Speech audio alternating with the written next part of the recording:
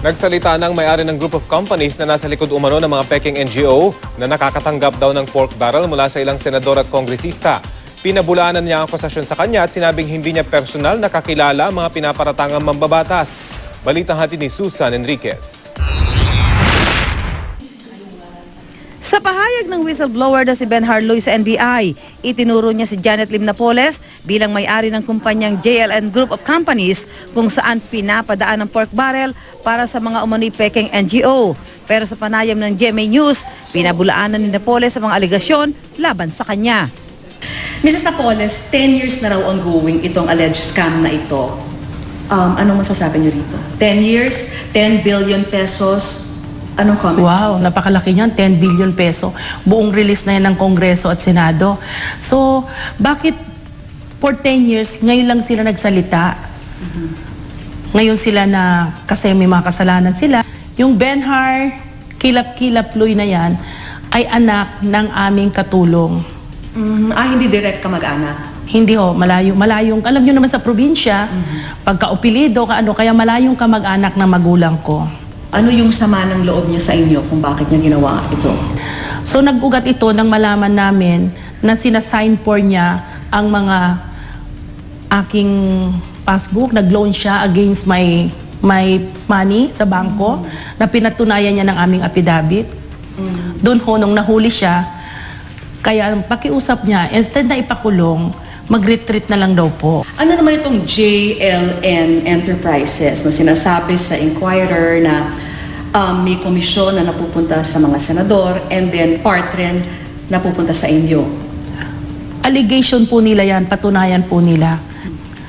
Pero familiar ba kayo sa mga foundation at NGO na inilihad ng Philippine Daily Inquirer? Hindi ho. Hindi rin ho kami kinuha ng side namin. Hinabol ko pa ho yung reporter nila na nakikiusap ako, kunin nyo naman yung side namin. Hindi rin daw niya personal nakakilala ang mga senador at mambabatas na sinasabing nakipagtransaksyon sa kanya. At ngayon, nadadamay din yung ilang mga senador. No? Kaya nga ho, nakakahiya. Nadadawit yung pangalan ni Senador Revilla, Enrile, Onasan, Marcos, Jinggoy. Meron ba silang kaugnayan dito sa mga foundation na ito? Hindi ko alam dahil kung sa amin at sinasabi nila ako ang utak niyan, wala akong alam dyan. Silang may alam, kaya sila ho dapat magbigay ng proof. Kung binibintang po niya sa amin, kailangan magbigay po sila ng proof. Kilala niyo ba itong mga senador na ito? Merong iba kilala dahil yung anak namin, pagkakaibigan niya, mag-classmate, pero wala po kaming transaksyon sa kanila. Sa yung mga senador na nabanggit ko, totoo bang naglaan sila ng pondo mula sa kanilang PDAF patungo dito sa mga foundation at NGO na ito? Hindi ko alam. Hindi kayo familiar? Hindi ako familiar sa kanila. Nahiya nga ako sa mga senador na binabanggit nila at sinasabi, pati sa LP, nag-donate ng 10 million, ang dami ho. Parang napaka-billion. Kung i-compute mo naman, tinignan namin yung pinagsusulat nila, hindi naman umabot ng 10 billion. Ang dali hong magpabricate kasi ng kwento para lang makuha nila ang simpati ng taong bayan. Kailan ba nagkaroon ng transaksyon yung mga senador at mga kongresista na nakalathala doon sa Philippine Daily Inquirer? Kailan man ba meron silang transaksyon sa JLN Enterprises? Wala po. Kailan man walang naging transaksyon tukol sa PDAF nila? Ay, wala po. Or nag-donate sila sa isang NGO or sa isang cause?